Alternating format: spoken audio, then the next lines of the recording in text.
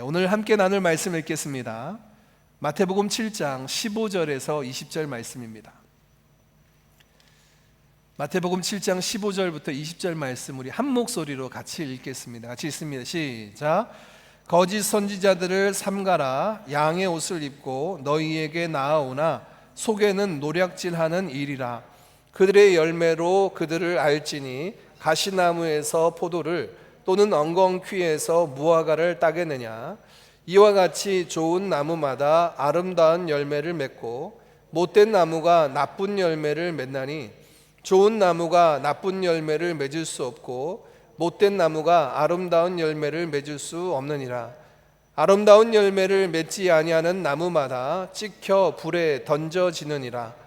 이러므로 그들의 열매로 그들을 알리라. 아멘. 오늘 우리가 산상수훈의 결론 부분의 두 번째 열매로 알리라 하는 말씀을 읽고 나누게 됩니다. 여러분 지난주 나눈 말씀 기억하십니까? 산상수훈의 결론 부분이 총 네 부분으로 나뉘어져 있는데 그 첫 번째가 좁은 문, 넓은 문이라고 하는 말씀이고요. 오늘 열매로 알리라 라는 말씀, 그리고 다음 주에 두 제자의 모습, 그리고 마지막 주에 우리가 두 건축자라고 하는 내용을 통해서 예수님이 들려주신 산상수훈을 마치게 됩니다. 주중에 제가 이제 우리 성도님 뵙고 같이 얘기를 나누는데 그런 질문을 하세요. 목사님, 저에게 좁은 문은 무엇일까요? 우리에게 지금 걸어가야 할 좁은 길이 어디일까요? 라는 질문. 그리고 그렇게 다른 자녀들하고도 나누기도 하고 주일학교 친구들하고도 나누기도 했다, 이렇게 말씀을 전해주시더라고요. 여러분, 좁은 문 좁은 길, 우리 예수님께서 지난주 말씀해 주셨던 내용을 나눴는데 기억나십니까? 인생에는 두 길밖에 없어요.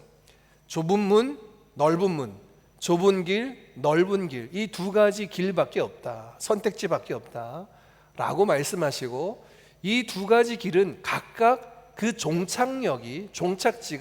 다르다라고 말씀하고 있습니다. 좁은 문을 통과해서는 어디에 도달합니까? 생명에 도착합니다. 넓은 문, 넓은 길을 지나면 어디에 도착하게 됩니까? 멸망에 도착한다라고 예수님 말씀하시죠. 그러면 우리 예수님께서 말씀하신 이 내용 속에서 좁은 문과 좁은 길의 성격을 알 수 있습니다. 우리가 어느 길로 가야지만 생명에 이를 수 있습니까? 예, 좁은 문입니다.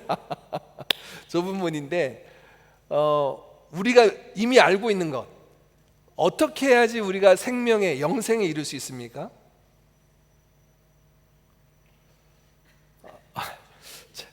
왜 이렇게 더워지죠?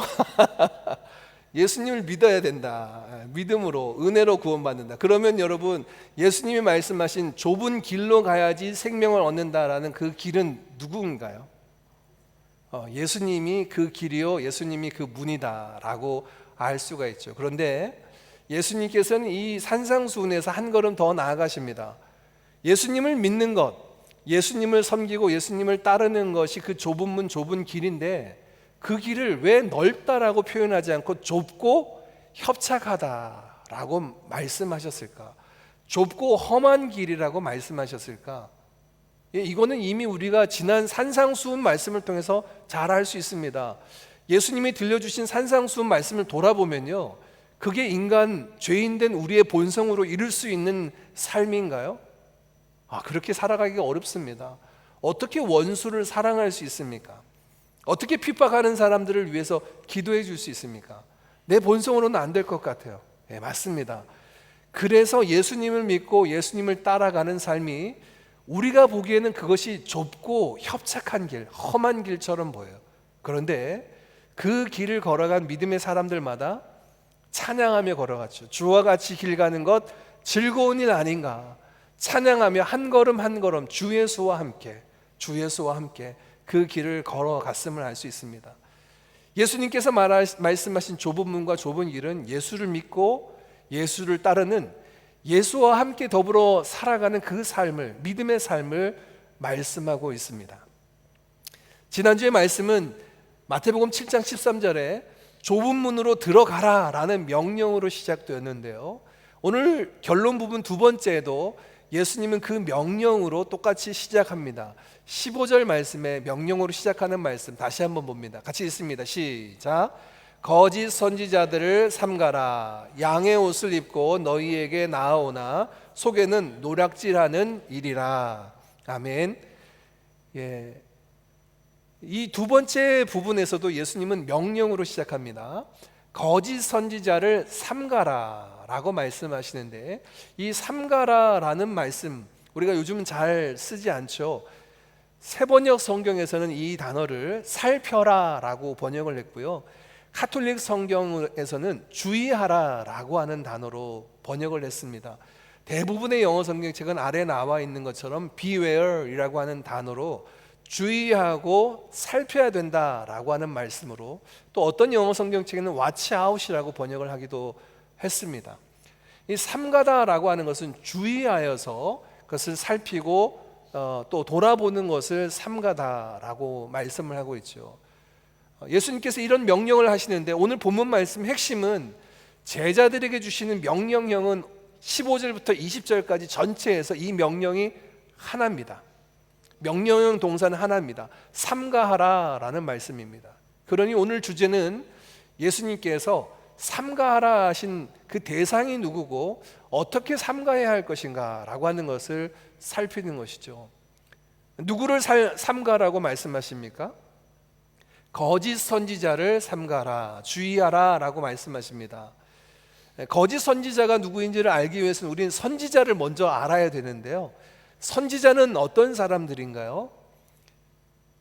구약에서 활동하던 사람들인데, 구약 성경을 보면 하나님께서 특별히 기름 부어서 세우는, 하나님의 사역을 위해서 세우는 세 사람들이 있었습니다. 왕과 제사장과 선지자, 이 세 부류가 하나님께서 기름을 부어서 세우는 자들이었는데, 이들에게는 특별히 하나님께서 구별하여 세우셔서 맡겨주신 사역, 하나님께 대하여서 제사장으로서 중보자의 사역들을 감당하게 하신 거죠.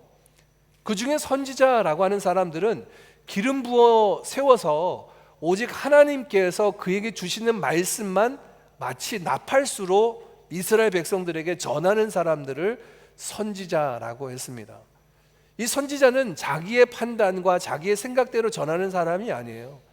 기도하여서 또는 환상을 통하여 하나님께서 보여주시고 들려주시는 것만을 가지고 이스라엘 백성들에게 전하고 나누어 주는 사람들이었죠. 근데 오늘 예수님께서는 주의해야 될 사람들에 대해서 그냥 선지자가 아니라 거짓 선지자를 주의하라 라고 말씀하셨어요. 그러면 이 선지자 앞에 거짓이라는 단어가 붙었다면 이 사람들은 어떤 사람인가 우리가 좀 생각해 볼 수 있죠. 선지자가 하나님 앞에서 받아서 전해주신 말씀을 전하는 자들이어야 되는데, 거짓 선지자들은 하나님께 받은 말씀을 전하는 게 아닌 거죠. 구약 성경을 보면 대표적으로 이 거짓 선지자라는 자들이 등장하는 성경이 있는데, 선지서 중에 두 곳이 있습니다. 예레미야와 에스겔서에 보면 이 거짓 선지자들이 활동하는 모습을 보게 됩니다. 대표적으로 이 예레미야는 남유다가 이제 곧 멸망하게 생겼어요. 그래서 하나님께서 예레미야 선지자를 통하여서 유다에게 보내셔서 유다를 향한 하나님의 계획과 뜻을 밝히십니다. 너희들이 돌이켜 회개하지 않고 하나님의 말씀에 청종하지 않으면, 돌이켜 하나님을 믿고 또 하나님께서 말씀하신 애굽이 아닌 바벨론을 향하여서 그들의 마음을 열어야 된다라고 하는 말씀을 청종하면 살겠지만, 그 말씀을 따르지 않으면 유다도 망한 북이스라엘처럼 망하게 될 것이다 라고 이렇게 말씀을 전해 주셨습니다. 그런데 이 예레미야 당시에는 여러 선지자들이 예루살렘에서 활동하고 있었는데, 이와 같은 하나님의 말씀을 전한 사람은 딱 한 사람, 예레미야 뿐이었습니다. 나머지 선지자로 불려지는 많은 사람들은 무슨 말을 했느냐? 야, 예레미야의 말을 듣지 마라. 제가 전하는 말은 하나님이 주신 말씀이 아니다. 우리는 보아라, 우리 중에 하나님의 성전이 있고 매일같이 우리는 그곳에서 제사를 드리고 있고 하나님의 율법을 가지고 있고 우리 몸에는 하나님의 할례를 가지고 있는데 우리가 어떻게 이 평화를 잃어버릴까요? 다른 나라가 쳐들어온다 할지라도 우리를 승리하게 하실 분이 바로 하나님이시다라고 거짓 평안을 이야기했습니다. 이게 이제 예레미야 시대 때 예레미야와 다른 선지자들의 모습이죠. 평안하다, 평안하다, 문제없다, 문제없다, 하나님께서 지키시고 승리케 하신다라는 말을 전했습니다. 바벨론 포로지에 끌려가서 하나님의 말씀을 듣고 환상을 보았던 에스겔 선지자도 동일하게 그 말씀을 전하는데, 에스겔서 13장 10절에는 이렇게 말씀을 합니다. 이렇게 칠 것은 그들이 내 백성을 유혹하여 평강이 없으나 평강이 있다 함이라. 어떤 사람이 담을 쌓을 때 그들이 회치를 하는도다. 에스겔 선지자, 남유다가 망하고 바벨론으로 포로로 끌려간 상황 속에서도 괜찮다 괜찮다 하는 자들, 평안하다 평안하다 하는 자들, 또 그 이전에 이미 그렇게 이야기했던 자들에 대해서 회고하고 회상하며 이렇게 말씀을 하고 있습니다. 그들은 평안이 없는데도 불구하고 평안하다 얘기하는 거예요. 문제없다 얘기하는 겁니다. 우리의 신앙생활 지금 건강하다고 얘기하고 바꿀 것이 없고 회개할 것이 없다라고 그렇게 이야기하는데, 에스겔은 말하기를 그는 마치 누가 담을 쌓는데 그 위에 회칠한 것처럼 아무 문제 없고 번듯하게 우리의 모습이 세워졌다라고 말하는 자와 같다. 거짓이라는 거죠. 가짜라는 겁니다. 거짓 선지자를 주의하라 말씀하시니, 거짓 선지자는 하나님의 말씀과 하나님의 뜻과는 반대되는 이야기들을 전하는 자들을 거짓 선지자라고 말하고 있습니다. 이런 거짓 선지자들은 구약 성경에만 등장을 할까요? 그렇지 않습니다. 신약 성경에는 선지자가 아닌 사도라고 하는 이름으로 가짜 사도들이 등장하는데, 바울은 고린도후서 13장에 이렇게 11장 13절부터 15절에 이렇게 말씀합니다. 그런 사람들은 거짓 사도요 속이는 일꾼이니 자기를 그리스도의 사도로 가장하는 자들이니라. 이것은 이상한 일이 아니니라. 사탄도 자기를 광명의 천사로 가장하나니, 그러므로 사탄의 일꾼들도 자기를 의의 일꾼으로 가장하는 것이 또한 대단한 일이 아니니라. 그들의 마지막은 그 행위대로 되리라 말씀합니다. 바울도 고린도후서 11장 말씀에 뭐라고 말씀하고 있냐면, 거짓 사도가 있다는 거예요. 신약 시대는 이제 선지자가 아니죠, 사도인데요. 거짓 사도들이 있다. 그들은 그리스도의 사도인 것처럼, 예수님이 보내신 사도인 것처럼 가장하는 자들인데 이상하게 여길 것이 없다는 거예요. 왜냐하면 사탄도 자기 자신을 광명한 천사로 위장하기 때문이다. 그래서 사탄의 일꾼들도 나타날 때 나는 의의 일꾼이요 하고 자기를 가장하고 거짓으로 내보내기 때문에, 이런 일을 보면서 무슨 큰 일이 일어난 것처럼, 엄청난 일이 일어난 것처럼 놀랄 필요가 없다라고 말씀하는 거예요. 신구약 성경 전체에서 이 거짓 선지자, 거짓 사도에 대한 이야기, 또 특별히 신약 성경 여러 서신서 후반에 보면 거짓 교사들에 관한 이야기들을 서신서에서 담고 있는 모습을 보게 됩니다. 오늘 예수님은 이 말씀을 하고 계시는 거예요. 거짓 선지자들을 주의해야 된다. 이들은 있어 왔던 것은 어제 오늘이 일이 아니라는 거예요. 예수님이 오시기 훨씬 이전 구약에도 거짓 선지자들이 있었고, 예수님이 오셨던 그 시대에도 있었고, 사도들이 사역했던 1세기 속에서도 거짓 사도들이 활동하고 있었다는 겁니다. 제가 우리 성도들하고 나누면서 그런 이야기를 종종 하는데요, 요즘은 우리가 스마트폰이나 미디어를 통하여서 쉽게 말씀을 접하지 않습니까? 주의해야 된다, 살펴야 된다라는 말씀을 종종 전합니다. 어떤 목사님이 또는 어떤 선교사님이 어떤 메시지를 전해주었는데 굉장히 은혜가 되었다라고 한다고 해서 그 모든 것들을 다 받아들이지 말고 그분이 이야기하는 것이 무엇인지를 잘 살피고 구별해야 된다라고 이야기를 나눴는데요. 지난번에 우리 2월 달에 이제 함영주 교수가 와서 세미나를 하고 갔습니다. 그때 교사들 몇몇이 모여서 같이 이야기를 나눌 때였습니다. 어떤 분이 그렇게 질문합니다. 교수님, 성경을 보다가 모르는 질문이 있으면 챗GPT한테 제가 질문을 하는데 괜찮나요? 라고 질문을 하는 거예요. 그랬더니 함 교수의 얘기가 NO, 아닙니다. 왜냐하면 이런 AI 도구들은 인터넷상에 있는 수많은 자료들의 평균값을 내가지고 그것으로 대답을 하기 때문에 여러 가지 색깔, 특별히 인터넷상에서 보면 수많은 이단들의 글들이 있는데 그것도 신앙적인 이야기로 가져와서 답변을 하기 때문에 그렇게 봐서는 안 된다라고 이야기하는데 저도 동의합니다. 오늘날 우리도 이런 많은 정보의 홍수와 같은 시대 속에서 들려오는 수많은 메시지와 이야기들을 구별해야 될 필요가 생겼는데 이것이 오늘날의 이야기만은 아닌 것 같습니다. 예수님도 그렇게 제자들에게 경계하셨고 사도시대에도 구약의 선지자들도 그러했다라고 말씀을 하고 있죠. 오늘 예수님은 왜 그러면 거짓 선지자들을 삼가라, 주의하라 라는 명령으로 두 번째 결론 부분을 말씀하고 있을까요? 그 이유는 우리 앞서 읽었던 15절 말씀 다시 한번 봅니다. 15절 하반절에 이렇게 말씀을 하고 있는데요, 한 절 뒤로 넘겨주시면 거짓 선지자들을 삼가라.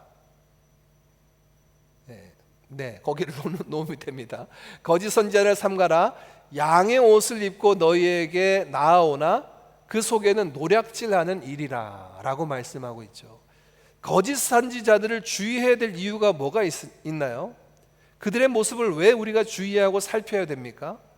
그들의 모습을 소개하기를 그들은 양의 옷을 입고 나타나지만 그 속에는 노략질하는 이리의 모습을 가지고 있다.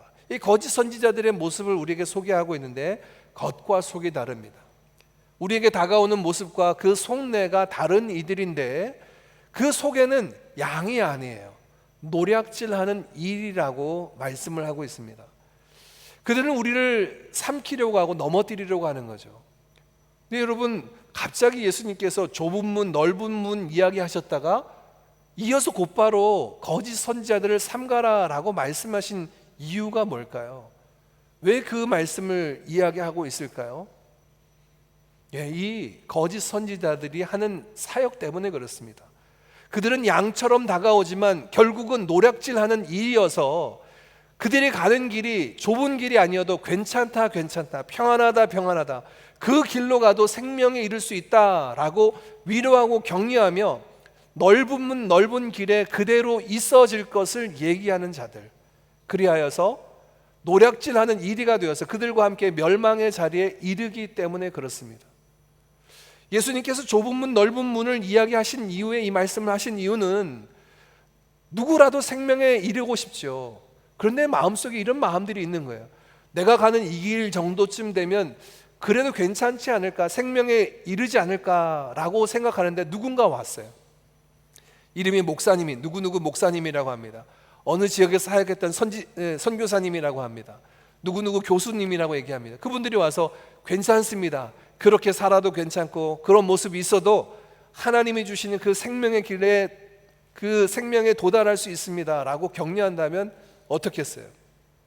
이 길도 괜찮구나, 이 길에도 생명이 있고 이렇게 살아도 아무 문제 없구나, 평안하구나 생각하며 그 길에 안주하게 하죠. 이게 거짓 선지자들이 가지고 있는 모습이에요. 예수님께서 좁은 문 다음에 경고하신 이유가 이들의 행태가 양처럼 다가오지만 노략질하는 이리로 우리로 하여금 넓은 문, 넓은 길로 이끌면서 그 멸망의 길에 서 있는 것도 괜찮다 하는 일들을 하는 거죠. 그들이 가지고 있는 논리, 교리적인 어긋난 교리, 잘못된 교리를 통하여 현혹을 합니다. 또 위로합니다, 격려합니다. 이런 메시지를 내는 것이 바로 거짓 선지자들이기 때문에 넓은 길로 가지 말아야 된다라고 경고하시면서 하신 말씀이 이런 자들 조심해라. 넓은 길로 가자라고 하는 이들은 거짓 선지자일 수 있다. 양처럼 다가오지만 그 속에는 노략질하는 이리처럼 그 속에 담겨져 있는 이들일 수 있다라고 말씀합니다. 예수님은 또 다른 성경인 요한복음 10장 10절에 이런 말씀을 하고 있는데요, 예수님과 도둑질하는 도둑과의 구별입니다. 요한복음 10장 10절입니다. 뒤입니다. 같이 읽어볼까요? 시작. 도둑이 오는 것은 도둑질하고 죽이고 멸망시키려는 것뿐이요 내가 온 것은 양으로 생명을 얻게 하고 더 풍성히 얻게 하려는 것이라. 아멘. 예수님께서는 도둑과 선한 목자 되신 예수님을 구별하여서 그 양을 대하는 목적과 의도가 다른 것을 얘기합니다. 도둑도 선한 목자도 다 같이 양 우리를 향하여 달려오는 자들입니다. 도둑의 목적은 무엇입니까? 도둑질하고 죽이고 멸망시키고 그 생명을 빼앗는 것뿐입니다. 그러나 예수님이 선한 목자가 되신 예수님이 이 땅에 온 것은 양으로 하여금 생명을 얻고 더 풍성히 그 생명을 누리게 하려고 이 땅에 왔다라고 말씀을 하고 있죠. 거짓 선지자와 참된 선지자 어떻게 구분할 수 있을까요? 예수님께서 말씀하신 이 10장 10절 말씀에 보면 예수 그리스도를 믿는 믿음 안에서 참된 생명을 풍성히 누리게 하는 것, 하나님의 영광을 바라고 기뻐하고 즐거워하는 삶으로 늘 날마다 함께 그 손 붙잡고 걸어가는 자, 그 자가 바로 예수님을 따르는 예수님의 도구된 선한 목자, 참된 선지자일 줄 믿습니다. 거짓 선지자들의 목적은 분명합니다. 도둑질하고 죽이고 그의 생명을 빼앗고 멸망시키려는 것뿐이에요. 그 길로 가서는 말씀을 통하여서 분별한다면 그 길로 가서는 생명을 얻을 수가 없습니다. 이것이 성경에서 말씀하고 있는 내용이에요. 그러면 예수님께서 거짓 선지자를 삼가하라 주의하라 말씀하셨는데 거짓 선지자를 우리는 어떻게 구별할 수 있을까요? 누가 거짓 선지자인지 누가 참 선지자인지 어떻게 알 수 있습니까? 거짓 선지자조차도 양의 옷을 입고 찾아온다고 하는데 어떻게 구별할 수 있어요? 그가 맞는지 아닌지, 도둑인지 목자인지 어떻게 구별할 수 있습니까? 구별법을 예수님은 16절부터 20절까지 뒤에 5구절을 통하여서 들려주고 계신데요, 이 16절부터 20절까지의 말씀을 보면 수미상관, 보통 인클루지오라고 하는 문학적 기법인데요, 처음 출발과 마지막 마치는 것이 같은 말로 시작되고 같은 말로 끝을 맺습니다. 그들의 열매로 그들을 알리라 라는 말씀으로 16절 시작하고 20절 마지막도 그들의 열매로 그들을 알리라, 열매로 그들을 알리라 라는 말씀으로 마치게 됩니다. 즉 거짓 선지자를 분별하는 방법은 열매를 통하여서 그들을 분별할 수 있다, 구별할 수 있다라고 말씀하고 있는 거죠. 그러면서 예수님은 이 부분을 자세히 설명하면서 어떤 열매인지를 이야기하는데 나무와 열매라고 하는 것을 소개합니다. 16절 말씀에 사람들이 가시나무에서 포도를 엉겅퀴에서 무화과를 얻지 않는다. 17절 말씀에 이처럼 좋은 나무에서 아름다운 열매를 얻고 못된 나무에서 나쁜 열매를 얻는다. 18절 말씀은 이걸 역으로 얘기합니다. 좋은 나무에서 나쁜 열매를 맺을 수 없고 못된 나무에서 아름다운 열매를 맺을 수 없다 라고 이 말씀을 틀어서 반대로 말씀을 하고 있어요. 자, 저를 잠깐 보시겠습니까? 이 오후 시간이 이제 좀 나른하죠. 그리고 말씀 쪽으로 들어가려면 조금 피곤합니다. 생각을 더 해야 되니까.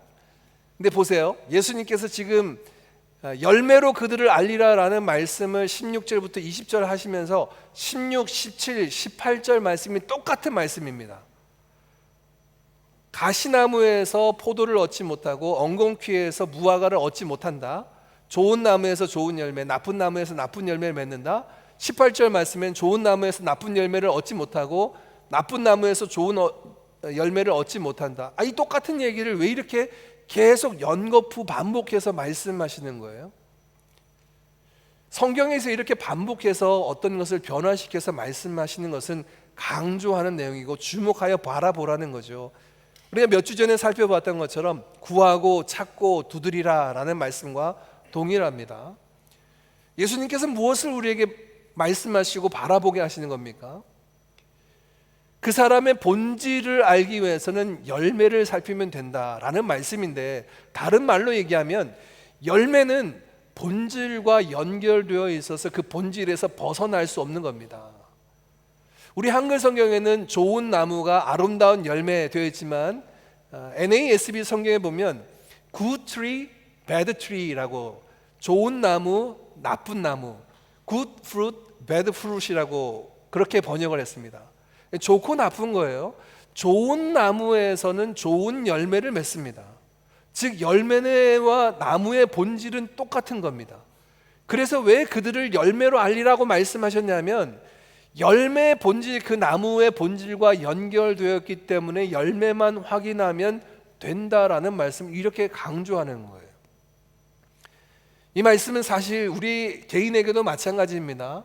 오늘은 우리가 가르치는 자에 관한 부분들을 구별하고 분별해야 될 것에 관한 말씀이지만 우리 자신에게도 마찬가지예요. 내가 신앙생활을 지금 잘하고 있느냐 그렇지 않느냐는 저와 여러분의 열매를 통해서 알 수 있습니다. 우리가 나무가 아닌데 무슨 열매를 맺고 있나요? 우리의 언어 생활이 열매입니다. 우리가 삶을 살아가면서 경험하고 살아가는 삶이 열매입니다. 다른 사람을 대하는 우리의 삶의 태도가 열매입니다. 하나님을 향하여서 서 있는 우리의 모습이 열매입니다. 어떤 열매인가? 그 열매가 여러분의 삶의 현주소가 여러분의 신앙의 본질과 다르지 않는다는 얘기예요. 같다는 이야기입니다. 일주일간 우리가 밖에서 세상 속에서 크리스찬으로 살아가면서 이름은 크리스찬이었지만 삶의 내용물이 크리스찬의 내용물이 없었다면 우리의 본질은 크리스찬의 속성들이 그렇게 깊이 뿌리 내리지 않을 수 있습니다. 열매는 본질에서 벗어날 수 없기 때문에 그렇습니다. 이게 우리 개인에 대한 적용이라면 가르치는 자인 선지자들을 향한 말씀도 마찬가지입니다. 선지자들도 그들을 열매로 알 수 있습니다. 이 사람이 거짓 선지자인지 참 선지자인지 열매로 안다라고 하는 이 열매는 무엇을 뜻할까요? 예수님께서 말씀하신 것을 보면 두 가지를 볼 수 있는데, 하나는 그가 하는 말입니다. 그가 하는 말을 통하여서 그가 어떤 열매를 맺는지, 말이 그의 열매이고, 하나는 그의 삶입니다. 이 말이라고 하는 것은 그가 전하는 메시지죠.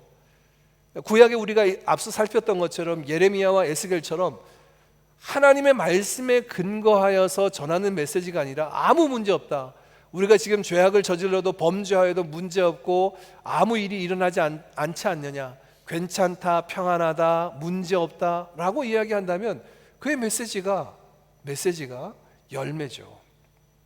그가 추구하는 바가 무엇입니까? 어떤 분들이 이야기를 할 때 제가 그런 이야기를 했습니다. 유튜브에서나 아니면 어떤 영상을 통해서 어떤 메시지를 들을 때 이분이 말씀하고자 하는 하나님은 어떤 하나님인가를 살펴라. 그리고 이분의 메시지가 어디를 가리키는지를 살펴라. 하나님의 영광을 향하여 맞춰져 있느냐, 하나님의 의를 이루는 것에, 하나님의 사랑과 정의를 이루는 것에 맞춰져 있느냐, 아니면 개인의 번영이나 개인의 행복이나 개인의 만족이나 소원 성취에 맞춰져 있느냐. 메시지를 보면 그것이 열매입니다. 무엇을 이야기하고 무엇을 바라보게 하는가, 무엇을 이야기하는가를 바라볼 때 어떤 분들은 하나님을 이야기하는데 성경에 나타난 하나님이 아니에요. 마치 우리의 삶을 도와주시는 도우미 정도로 하나님을 전락시켜서 이야기해요. 하나님은 내가 원하는 대로 모든 것을 다 해주시는 분으로만 하나님을 인식한다면 하나님을 성경에서 말씀하시는 하나님이 아니죠. 그분 하나님은 주권자 하나님입니다. 우리가 그분의 명령 앞에, 말씀 앞에 복종하고 순종해야 될 주의 백성이고 주의 자녀된 줄 믿습니다. 그 메시지 속에서 나타난 하나님은 어떤 하나님이고, 그 메시지를 통하여서 우리로 하여금 바라보게 하는 것이 무엇인가를 통하여 열매로 나타나게 됩니다. 분별해야 돼요. 두 번째는 삶의 열매로도 나타납니다. 예수님께서 말씀하신 것처럼 잘못된 것들, 악한 것들을 전하면서 삶이 바르고 온전하고 삶이 하나님 앞에 건강하게 세워질 수 있을까? 예수님의 대답은 No, 불가능하다라고 말씀하시는 거예요. 그가 전하는 메시지도 성경에서 벗어난 메시지요, 그가 생각하고 바라보는 것도 하나님의 영광에 맞춰져 있지 않다면 그렇게 전하고 그렇게 생각하는 사람들의 삶이 온전할 리는 만무합니다. 그러니 그의 삶을 보면 그런 모습이 나타나죠. 그래서 그 열매로 알리라라고 선지자들을 구별해야 된다라고 말씀을 하고 있습니다. 안타깝게도 지금의 한국 교회 상황을 본다면 저는 목회자 책임이 크다고 봅니다. 목사들이 잘못된 메시지를, 복음적인 메시지를 전하지 못하고 온전하게 본을 보이지 못했던 모습이 크다라고 생각이 돼요. 복음적인, 성경에서 말씀하신 예수 중심의 복음을 전하고 생명을 전하고 하나님의 영광이 나타날 그의 나라를 소망하는 자들로 전하고 나타나야 되는데, 십자가 복음을 전하고 예수를 따르는 자들이 십자가 지고 주님을 쫓아가는 삶을 살도록 격려하고 기도하고 이끌어줘야 되는데 그러지 못했던 모습이 크고, 이런 모습이 끊임없이 이렇게 계속 악순환의 고리를 만들지 않았나 생각이 돼요. 여러분, 오늘 예수님께서 말씀하신 부분은 이렇게 말씀하는 거예요. 제가 말씀을 전하면서도 굉장히 조심스럽습니다. 우리가 어떤 메시지를 듣고 어떤 선지자들을 통해 어떤 세워진 메신저들을 통하여 말씀을 들을 때 분별해야 될 시대에 살고 있다라고 말씀을 하고 있는 거예요. 잘 분별해야 돼요. 구별해야 돼요. 그런 측면에서 제가 볼 때 한국 교회가 어떤 모습에 좀 변화가 있었으면 좋겠나 생각될 때, 한국 교회, 특별히 목회자들이 교회에서 사역하는 것의 가장 큰 비중은 메시지를 전하는 겁니다. 선지자처럼 사도처럼 말씀을 전하는데, 이렇게 교회 목회자를 세우는 부분에 있어서 잘 살피는 것이 필요해요. 우리가 1차적으로 그분의 메시지를 분별하고 구별하는 것도 필요하지만, 교회 목회자가 세워지는 것 가운데도 잘 분별하고 구별하는 것이 필요합니다. 지금의 한국 교회가 목회자를 세우는 부분에 있어서는 건강한 방법은 아닙니다. 여러 가지 모습을 통하여서 여러 가지 그의 학력이나 경력이나 외적으로 드러나는 것을 통하여서만 목회자를 청빙하고 세우는 것은 지금의 이런 모습들을 낳는 큰 내용이 아닌가 생각이 돼요. 한국 교회를 바라보면서 그러면 어떤 대안이 있을까? 어떤 모습이었으면 좋겠을까? 이런 생각을 하던 차에 제가 여기 싱가포르에 있는 다른 한인교회 목사님들하고 이제 교제를 할 때였습니다. 로컬 교회에 들어가 있는 한국 교회들이 있어요. 그 중에 한 교회인 이제 바틀리 한인교회 목사님을 만나서 이야기를 하던 중이었습니다. 이 목사님이 저한테 하시는 말씀이, 최근에 우리 교회 담임 목사님이 바뀌셨습니다 라고 하시는 거예요. 그래서 다른 분들이 어떤 분이 담임 목사님을 오셨습니까? 라고 했더니, 바틀리 교회에서 나고 신앙생활하고 자라고 신학을 한 목사님이 담임이 되셨다는 거예요. 그래서 한국 교회하고는, 한국 교회에서는 볼 수 없는 어떤 모델이었어요. 그래서 다들 궁금해서 여쭤봤어요. 어떻게 그렇게 하고, 성도들은 그러면 그 목사님에 대해서 권위를 인정합니까? 왜냐하면 누구 집 아들, 내 친구, 뭐 친구, 형 이렇게 생각할 텐데 그 목사님의 권위를 인정하나요? 라고 물어봤더니 참 의외의 대답이었어요. 목회자로서 그만큼 개런티가 되어 있지 않을까요? 이 목회자가 메신저로 살아가면서 교회에서 나고 자라면서 이분의 삶과 성정과 하나님 앞에서의 모든 삶을 가려진 것 없이 그렇게 낱낱이 보고 나니까 오히려 우리가 생각하기에 목회자의 권위가 있을까? 선지자가 고향에서는 환영받지 못한다는 말씀이 아니라 오히려 교인들이 이분 정도 되면 바른 하나님의 말씀을 전할 수 있을 것 같다, 신뢰한다는 거예요. 그래서 제가 그 말씀을 들으면서 참 놀랍다. 그리고 교회에서 우리가 보고 정말 귀하게 세워진 분들이 혹시 목회의 부르심을 받고 세워진다면 이런 모습도 참 귀하고 복되게 세워질 수 있겠구나 생각이 돼요. 안타깝지만 교회 가운데 목회자가 세워지는 것, 오늘은 사실 포커스가 그 열매로 알리라고 해서 성도 여러분들이 어떤 열매를 맺어야 되는가라고 메시지를 하시는 본문이 아닙니다. 보통은 그렇게 말씀을 하시기도 하지만 오늘 본문을 여러분 여러 차례 읽어보시면 예수님의 명령은 단 한 가지입니다. 거짓 선지자를 삼가라 라는 말씀이고, 그것을 설명하는 부분입니다. 그러니 어떤 면에서 보면 말씀을 전하는 메신저들을 잘 살펴라 라고 하는 것이 본문의 중요한 메시지죠. 네, 그래서 목회자를 세우는 부분도 중요하고, 세워진 목회자를 위해서 여러분 기도하고 격려해 주는 것도 중요합니다. 우리 교회가 지난 이번 4월 달부터 우리 정전도사님이 이제 교회에서 사역을 하시게 되는데, 지난 정유한 전도사님까지 세 분의 이제 사역자가 있었습니다.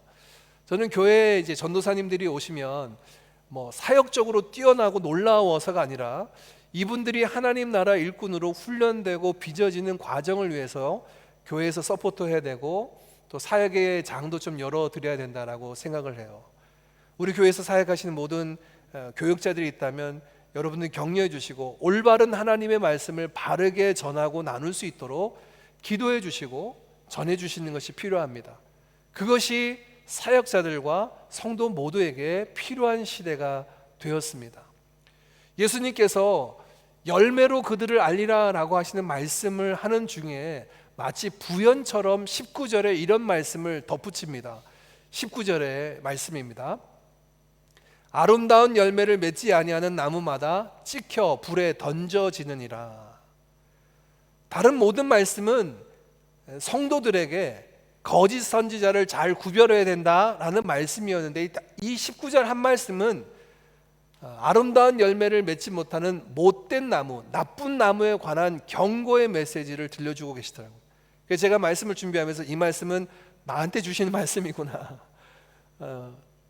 말씀을 전하는 자에게도 경고하시는 거예요. 아름다운 열매를 맺지 않는 나무마다 찍혀서 불에 던져진다. 이 메시지는 앞서서 세례 요한이 요단강에서 세례를 베풀면서 유대인들에게 했던 말입니다. 회개하라, 돌이켜라.